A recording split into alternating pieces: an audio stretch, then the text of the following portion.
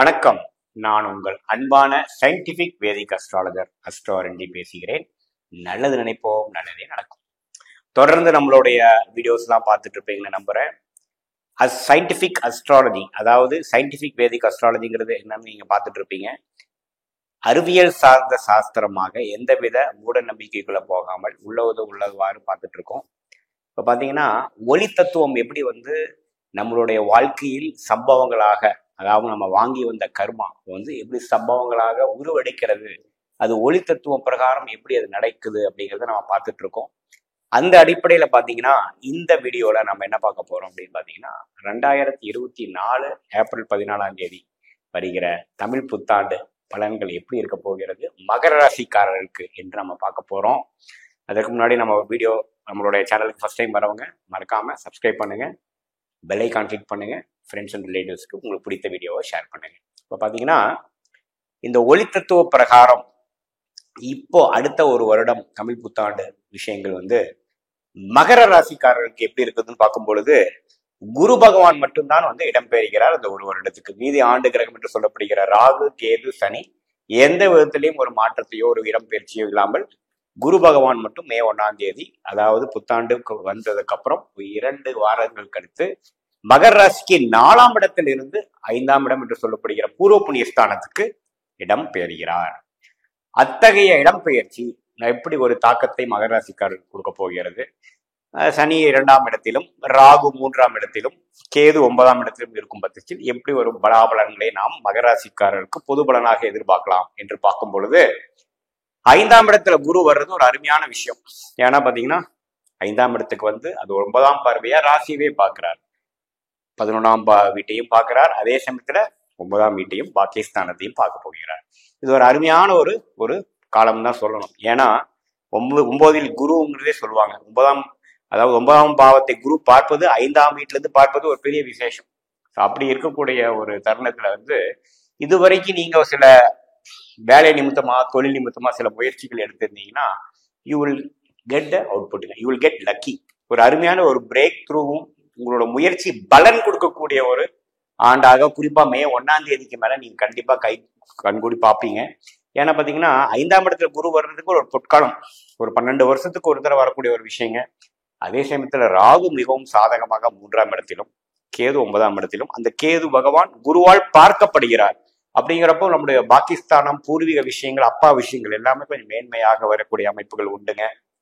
அதே சமயத்துல காதல் அது மாதிரி விஷயத்துல இருக்கிறவங்களுக்கு கைகூடுறது, ஒரு கல்யாணமா நடக்கிறது, அது மாதிரி சுப விஷயங்கள் தடைகள் எல்லாம் நீங்கி ஒரு பொற்காலமாக லைஃபே ஒரு புதுகுலமும் ஒரு புத்துணர்ச்சியும் பெறக்கூடிய ஒரு அருமையான ஒரு ஆண்டாக நம்ம மகர ராசிக்காரர்களுக்கு எடுத்துக்கலாம். சனி 2ஆம் இடத்துக்காரர், அதாவது 7 நாட் சனியோட இறுதி பகுதி இருந்தாலும் ஜென்ம சனி முடிந்து விட்டது என்பது ஒரு அருமையான ஒரு விஷயங்க.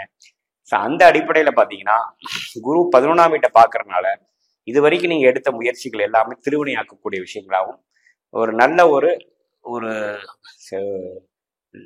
அருமையான லக்கியான ஒரு டைம் என்று நீங்களே சொல்லக்கூடிய அமைப்பா இருக்கும். இதே மாணவர்களுக்கு பாத்தீங்கன்னா அவங்களுக்கு பிடித்த கோர்ஸ் கிடைக்கிறது, பிடிச்ச ஹையர் ஸ்டடிஸ் கிடைக்கிறது, படிச்சு முடிச்சவங்களுக்கு ஒரு அருமையான வேலை கிடைக்கிறது, அது மாதிரி ஒரு எல்லா விஷயத்திலையும் ஒரு அதிர்ஷ்ட வாய்ப்புகள் கிடைக்கக்கூடிய அமைப்பு கண்டிப்பாக உண்டுங்க.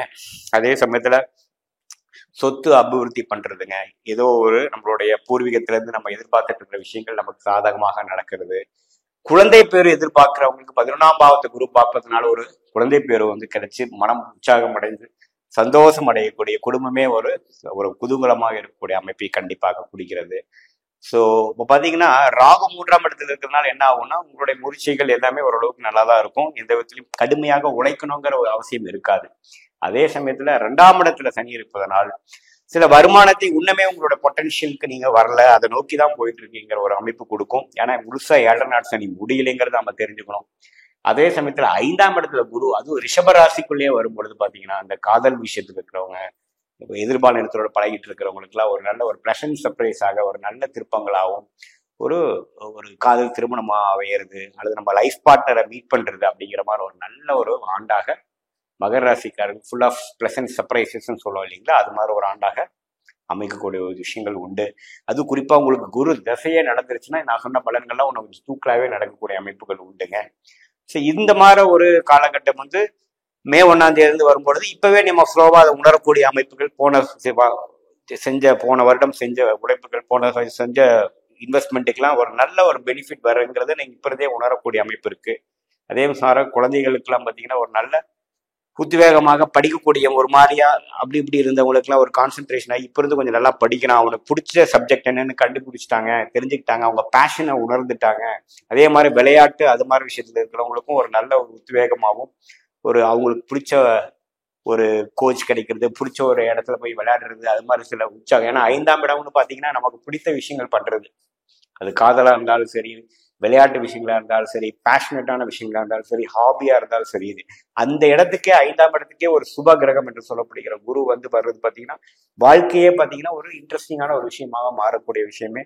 ஒரு தொழிலே ஒரு உத்வேகமாகவும் ஒரு இன்ட்ரெஸ்டிங்காக செய்யக்கூடிய வேலையும், உங்களோட வேலையில கிடைக்கக்கூடிய ப்ராஜெக்ட்ஸும் பார்த்தீங்கன்னா நம்ம இந்த வருஷம் நல்லா கற்றுக்கிட்டோம், டைம் போனதே தெரியல அப்படிங்கிற அளவுக்கு கொஞ்சம் குதூகலத்தை கொடுக்கக்கூடிய ஒரு ஆண்டாக கண்டிப்பாக மகர ராசிக்காரர்களுக்கு இந்த தமிழ் புத்தாண்டு இருக்குது என்று நாம் தெரிந்து கொள்ள வேண்டும்.